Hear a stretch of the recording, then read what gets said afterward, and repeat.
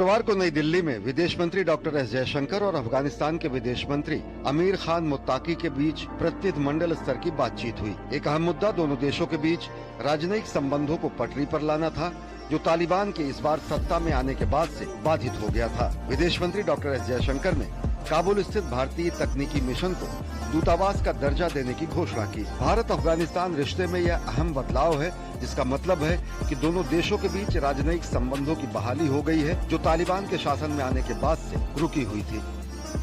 Closer cooperation between us contributes to your national development as well as regional stability and resilience. To enhance that, I am pleased to announce today the upgrading of India's technical mission in Kabul to the status of Embassy of India.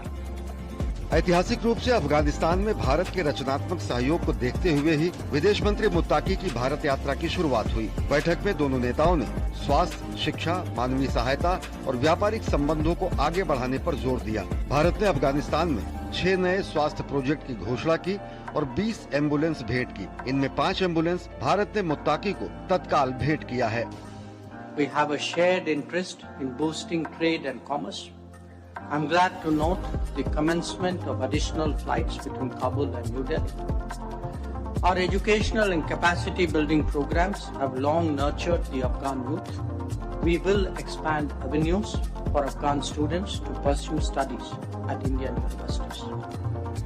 हाल ही में भारत ने अफगानिस्तान के भूकंप प्रभावित इलाकों में पुनर्निर्माण और पुनर्वास में मदद की थी और आगे भी सहयोग जारी रखने का वादा किया है। बैठक में अफगान विदेश मंत्री ने भारत की भूमिका की सराहना की और आपसी रिश्तों को और गहरा करने की बात कही।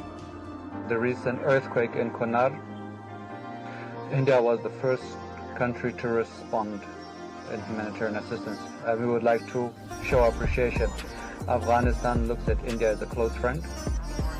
Afghanistan wants relations based on mutual respect and trade, people to people, political trade and people to people relations. गौरतलब है कि पहलगाम में हुए आतंकवादी हमले की अफगानिस्तान ने कड़ी निंदा की थी। इसने भी दोनों देशों के बीच आपसी विश्वास बढ़ाने में मदद की।